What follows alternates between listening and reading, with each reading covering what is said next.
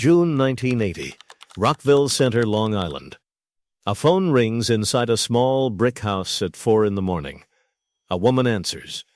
She does not speak. She listens. On the other end, a voice tells her that federal agents raided a warehouse in Queens an hour earlier. Cocaine, cash, names on a wiretap. Her husband's name is one of them. She hangs up. She does not cry. She walks to the kitchen, opens a cabinet, and starts flushing white powder down the drain before the sun comes up. This is not a scene from a film.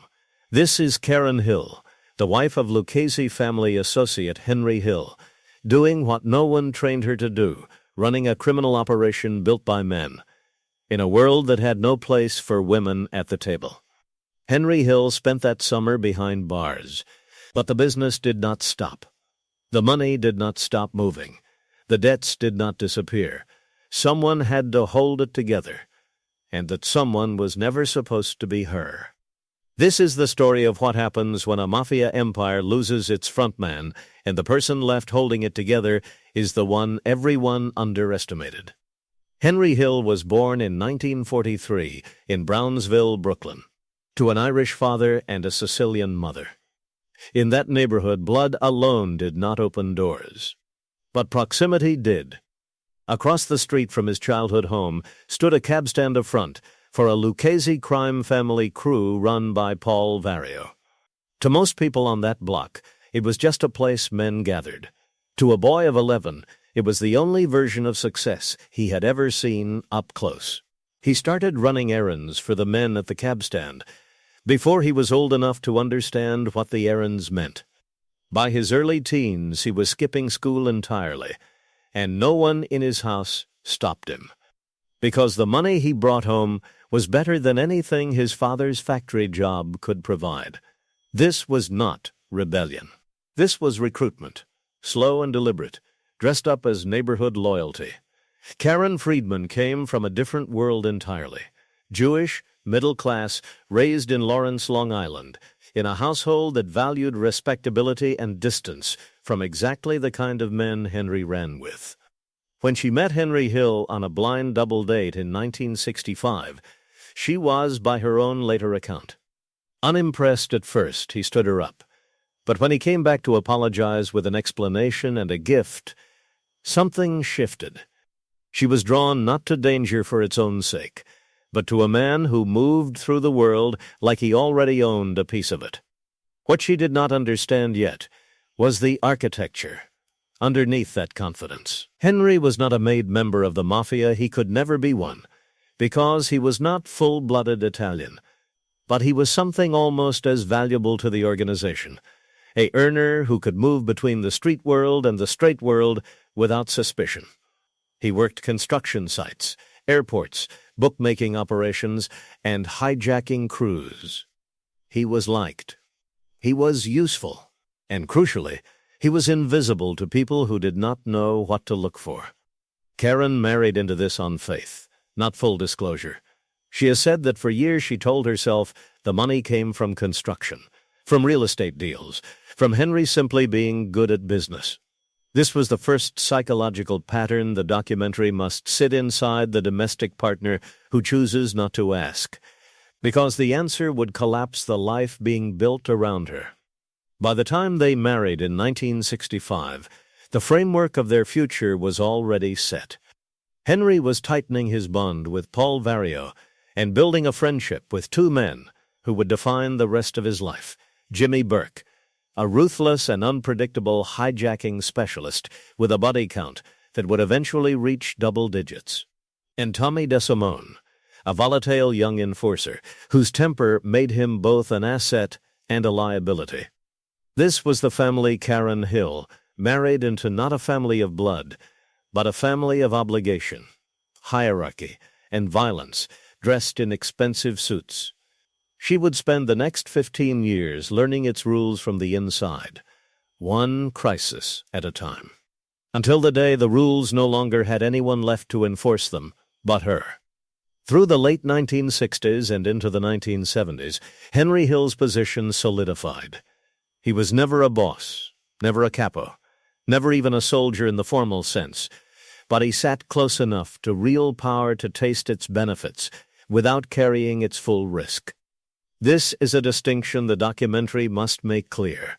Because it explains everything that follows, Henry Hill was disposable in a way that made men above him comfortable, and indispensable in a way that made the men around him dependent. His two central criminal activities were bookmaking and hijacking. The bookmaking operation was steady, low-visibility income, a percentage skimmed from gamblers across Brooklyn and Queens, protected by the implicit threat of Paul Vario's crew standing behind it. The hijacking was different. It was loud, dangerous, and lucrative in bursts. Trucks moving cargo through Idlewild Airport, later renamed John F. Kennedy International, were a constant target. Jimmy Burke ran this side of the operation with a discipline that masked his brutality until it didn't.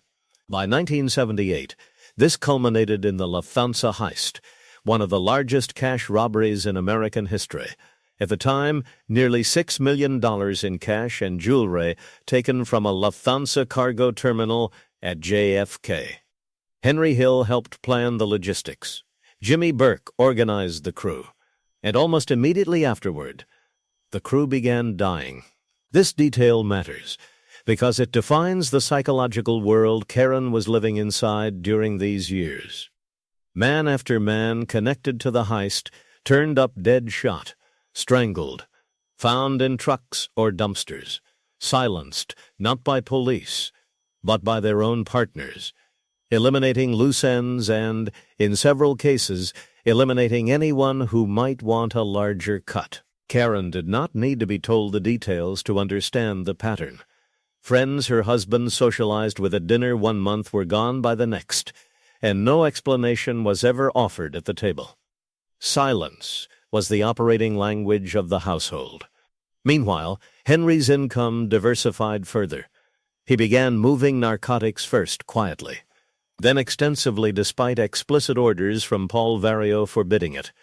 Drug trafficking carried mandatory federal sentences and heavy law enforcement attention that the old-school bosses wanted no part of. Henry ignored this. The money was too good, and by the late 1970s, he was running a cocaine operation out of Pittsburgh with help from a prison connection, using couriers, mostly women, to move product back to New York. Karen's role during this period was still domestic on the surface, raising 2 children, managing a household funded entirely by cash with no traceable source. But she was also absorbing operational knowledge without trying to. Which men could be trusted? Which men were being quietly frozen out? How money moved? How suspicion moved faster? She has since described this period as living 2 lives simultaneously. One performed for neighbors and family. One lived in constant low-grade awareness that everything could end in a single phone call. That call was coming. And when it came, it would not be for Henry to answer. On May 11, 1980, federal and state narcotics agents moved on the Pittsburgh-New York drug pipeline Henry Hill had built against direct orders from his own capo. He was arrested along with several associates. Wiretaps had captured him discussing shipments in explicit detail, the kind of evidence that leaves almost no room for negotiation with prosecutors, and almost none for denial within the organization. This was the turning point not just for Henry, but for Karen, because it inverted their entire relationship to risk. For 15 years, Henry had been the operator, and Karen the spouse managing the household economy around whatever he brought home. Now Henry was in custody, facing serious federal narcotics charges that could put him away for a decade or more, and the machinery of the operation, debts owed, money owed, product in transit, associates expecting continuity, did not pause to accommodate his absence. Karen has described this moment plainly in later interviews and in Nicholas Pileggi's account in We Say Guy. The responsibility to keep the outstanding business afloat did not fall to a lieutenant or a trusted friend. It fell to her, because there was no one else positioned to do it without inviting even more law enforcement attention or organizational suspicion. She began handling logistics that had nothing to do with grief or spousal support. She moved and disposed of narcotics still in the house. She managed communications with people Henry could not safely call from a holding facility. And she began learning in real time how thin the loyalty of family actually was once the earner behind it was gone. The political dimension here is important and often flattened in retellings. Henry's arrest did not occur in isolation. It came during a period when federal law enforcement, through the RICO Act passed in 1970, but only weaponized effectively against organized crime through the late 1970s and early 1980s, was fundamentally changing the risk calculus for men like Henry Hill. RICO allowed prosecutors to charge a pattern of criminal activity as a single enterprise, meaning individual crimes no longer had to be proven in isolation. The entire structure of an operation could be dismantled at once. And lower-level operators suddenly had far more leverage to cooperate than the old code of silence had ever accounted for. Paul Vario and the older generation had built their power on an assumption that omit the code of silence was unbreakable, because the alternative was worse than prison. RICO changed that math for the FBI, and increasingly it changed the math for men facing decades inside. Henry Hill, cornered, facing the loss of everything, began to understand what his wife had already learned by necessity. Loyalty in this world was conditional, and it expired the moment it stopped being useful. Karen did not know yet that Henry was already contemplating cooperation with federal authorities. What she knew was that the family business, without its front man, had become something she alone was responsible for stabilizing, and that stabilizing it meant operating in a world designed explicitly to exclude her. To understand what Karen Hill stepped into, the wider political landscape of organized crime prosecution in 1980 has to be laid out clearly, because it explains why the ground was shifting under every family in the Lucchese, Gambino, Genovese, Bonanno, and Colombo networks simultaneously. The Racketeer-Influenced and Corrupt Organizations Act, RICO, had existed on paper since 1970, but for its first decade prosecutors used it cautiously and inconsistently.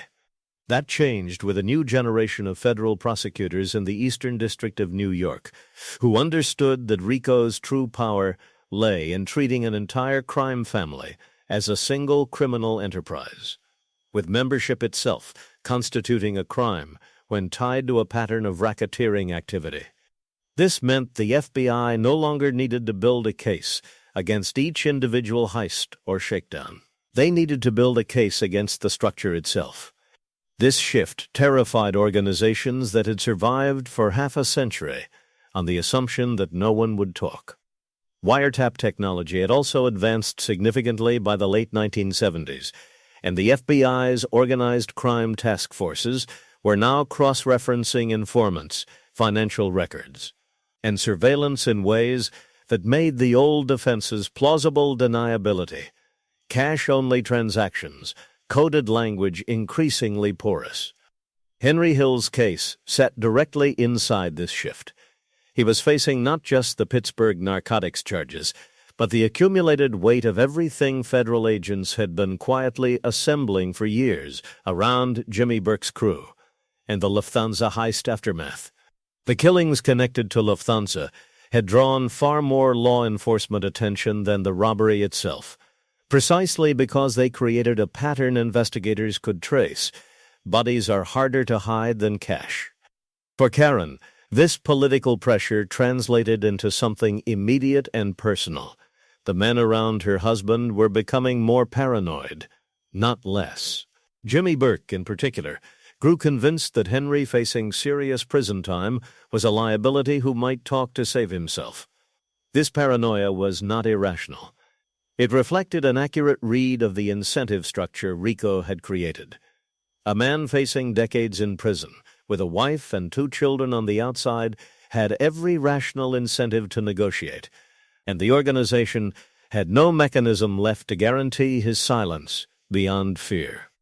Karen Hill was now operating inside a business, under direct existential threat from the federal government, run by men who suspected each other more with each passing month, while her husband sat in a cell contemplating the one decision that would end the old world entirely. This is the moment where the personal and the political fully collapse into each other. The family business Karen was holding together was not simply a criminal enterprise anymore.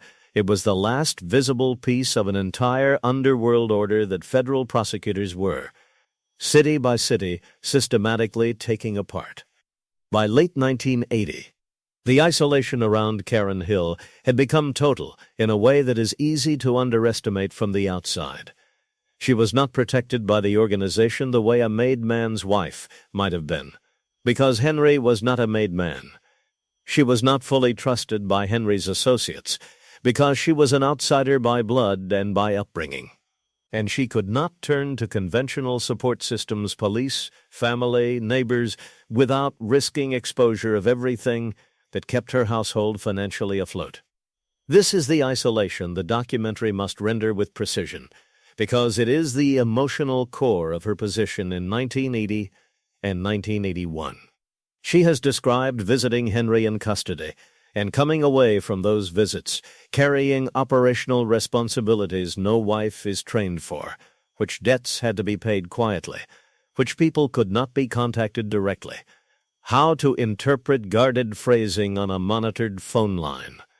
She was, in effect, running triage on a business that could not admit it was in crisis, because admitting crisis publicly would invite the exact violence the organization used to enforce its own order. Jimmy Burke's paranoia deepened through this period, and it did not stay contained to Henry.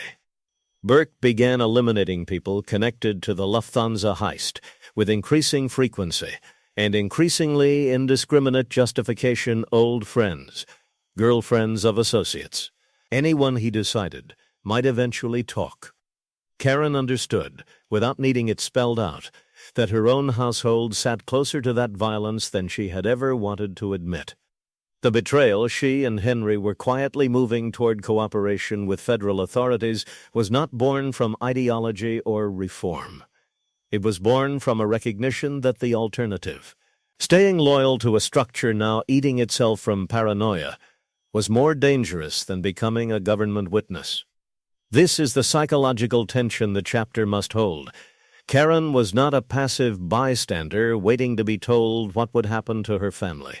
She was an active participant, weighing two forms of catastrophic risk: the risk of her husband spending the rest of his working life in federal prison, or the risk of Jimmy Burke deciding, correctly or not, that Henry was a liability who needed to be removed permanently before he could ever reach a courtroom. By early 1981, Henry Hill made contact, through his attorney, with federal prosecutors. He began the process of becoming a cooperating witness against the very men who had defined his and Karen's entire adult life: Paul Vario, Jimmy Burke, and the broader Lucchese-connected network they had spent 15 years serving. Karen's participation in this decision was not incidental.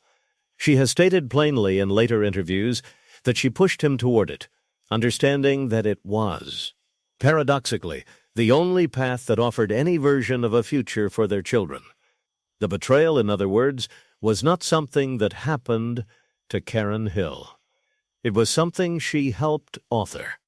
The word execution in this story does not refer to a killing carried out by the Mafia.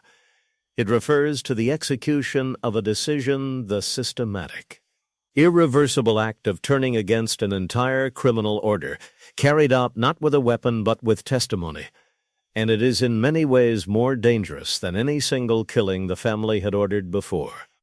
In May 1980, before formal cooperation began, Karen had already carried out her own smaller act of execution, flushing narcotics down a drain in the hours after Henry's arrest, destroying evidence before agents could return with a warrant. It was a small act, but it set the pattern for everything that followed. Karen Hill acting decisively, under extreme pressure, without instruction, to protect what remained of her family's position. The larger execution came through 1981, as Henry Hill formally entered into cooperation with the Eastern District's organized crime strike force. This was not a single dramatic confession. It was a prolonged, methodical process debriefings that stretched across weeks, in which Henry laid out, in granular detail, the operational structure of Paul Vario's crew, the mechanics of the bookmaking and hijacking operations, and critically, direct knowledge implicating Jimmy Burke in multiple murders connected to the Lufthansa heist aftermath. For Karen, this period meant living under federal protection before formal witness relocation began a life stripped of the normalcy she had spent over a decade maintaining as cover. She could not tell her own extended family the truth of what was happening. She could not explain to her children, in real terms, why they were suddenly being moved, watched, and instructed on new rules of behavior. The isolation of the previous chapter did not lift with cooperation, it intensified, because now the threat was no longer ambiguous paranoia from Jimmy Burke. It was a direct, article, calculable death sentence, understood by every party involved, hanging over anyone who cooperated against a mafia enterprise. The public versus private motive contrast crystallizes fully at this point in the story. Publicly, to the extent any of this became known, Henry Hill's cooperation would eventually be framed through Pileggi's book, and later through film, as an act of self-preservation by a man cornered by the law. Privately, within the Hill household, it was something closer to a joint decision by two people who had run the calculation on their own survival and concluded that the old world, the one Karen had married into unknowingly in 1965, no longer offered any version of safety worth staying loyal to. Paul Vario would ultimately be convicted based substantially on Henry's testimony. Jimmy Burke would be convicted for a separate murder, though notably not directly for the Lufthansa killings themselves, a gap in the case that has remained a point of historical frustration for investigators.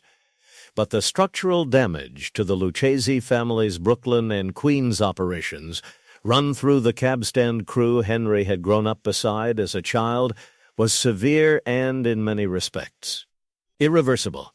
Karen Hill's execution of her role in this collapse was quiet, procedural, and almost entirely undocumented in the public record until much later, which is precisely why her contribution has been so consistently underestimated.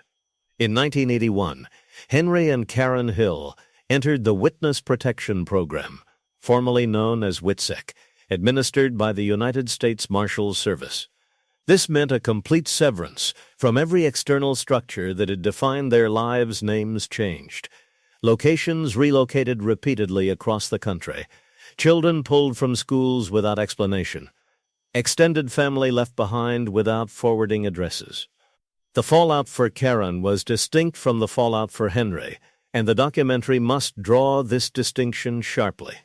Henry's fallout was primarily legal and reputational. He avoided a lengthy federal narcotics sentence in exchange for testimony. But he would go on to violate the terms of witness protection repeatedly over subsequent years, drawn back into low-level criminal activity and substance abuse that eventually led U.S. Marshals to expel him from the program entirely in the late 1980s. Karen's fallout was structural and identity-based. She had spent 15 years building an entire adult life around a role wife of a connected earner, manager of a household funded by an invisible criminal economy that ceased to exist the moment cooperation began. Under witness protection, that entire skill set became not just useless, but dangerous to reference. The competence she had developed managing crisis, money, and threat under Henry's absence in 1980 could not be discussed, credited, or built upon in the new sanitized identity the Marshals required her to adopt. This is the aftermath's central irony, the period in which Karen Hill demonstrated the most independent capability of her adult life, 1980 into 1981. Holding together an operation her husband had built while he sat in custody, and while she pushed the family toward cooperation, became, under witness protection, a period she was required to erase rather than own. Her competence had nowhere to go. The broader fallout for the Lucchese family and its Brooklyn Queens operations was severe. Paul Vario, convicted substantially through Henry's testimony, would die in federal custody in 1988. Jimmy Burke, convicted separately, would die in prison in 1996. Having never been definitively tried for the Lufthansa-connected killings that made him one of the most feared men in Henry and Karen's orbit. The cab stand crew that had recruited an 11-year-old Henry Hill off a Brooklyn street corner effectively ceased to exist in its old form. Karen and Henry's marriage did not survive the transition either. Though it took years to fully dissolve, strained past its breaking point by the same instability that had defined it from the beginning. Now compounded by relocation. Henry's continued instability and the impossibility of building a normal life on top of a foundation neither of them could ever fully discuss. Karen has spoken, in later decades, with unusual clarity about the psychological cost of this period, not regret over the cooperation itself, which she has consistently framed as necessary, but exhaustion at having carried operational and emotional weight that the official record, and the popular culture built on top of it, would spend years attributing almost entirely to her husband. Return for a moment to that kitchen in Rockville Center. 4 a.m, June 1980. A woman standing over a sink, watching white powder disappear down a drain before federal agents can return with a warrant. No one taught her to do this. No script existed for a mafia associate's wife to become, in a matter of hours, the last functioning executive of a criminal enterprise under federal siege. That image is the true center of this story, more than any heist, any killing, any courtroom testimony that followed. Organized crime, at every level of its mythology, sells itself as a hierarchy of men bosses, capos, soldiers, earners with women positioned permanently at its edges, present, but never structurally necessary. The story of Henry Hill has been told, retold, and dramatized for decades almost entirely through that lens. A man's rise, a man's fall, a man's cooperation, a man's disappearance into an assumed name. But the mechanics of that collapse tell a different story if you look at who was actually managing risk, when the risk became real. Henry Hill was the face of the operation, and faces are what get remembered. Karen Hill was the operational continuity underneath the face. And continuity is what actually keeps something functioning when its symbol is removed from the picture. The distinction is not sentimental, it is structural, and it exposes something true about how organized crime survives, not through the loyalty of made men who abandon each other the moment prison sentences become long enough, but through the invisible, uncredited labor of people the hierarchy never intended to rely on. This is also where the story becomes political in the fullest sense. RICO did not just dismantle crime families through better evidence gathering. It dismantled the mythology those families depended on the idea that loyalty was permanent, that silence was unbreakable, that the code meant more than the sentence. Once the federal government made cooperation more survivable than silence, the entire architecture of omerta became a story men told each other rather than a rule anyone actually followed. Henry Hill's testimony did not just convict Paul Vario and expose Jimmy Burke. It proved that the code the Mafia had built its entire self-image around was, when tested against real consequence, negotiable. And Karen Hill's role in that testing is the quiet center of the philosophical weight here. She did not choose this life. She married into an ordinary-looking man from an ordinary-looking Brooklyn neighborhood and spent 15 years discovering, piece by piece, what that meant. When the collapse came, she did not fold into the role of passive victim the culture expected of her. She managed the crisis. She influenced the cooperation, and she carried the isolation of witness protection with the same quiet competence she had carried the isolation of the criminal years before it. What this story ultimately reveals about organized crime is this: the hierarchy that presents itself as absolute men at the top, violence enforcing order, silence enforcing loyalty, is underneath, held together by exactly the kind of unglamorous, uncredited labor it claims to have no place for. When the men at the center are removed, it is rarely another man who keeps the lights on. It is the person standing quietly at the edge of the frame, who was never supposed to matter, and who turns out to have been holding the whole thing together the entire time. The powder goes down the drain. The sun comes up over Rockville Center. And somewhere behind a door with a new name on it, a woman who was never meant to run anything keeps running it anyway, until the day there is nothing left to run.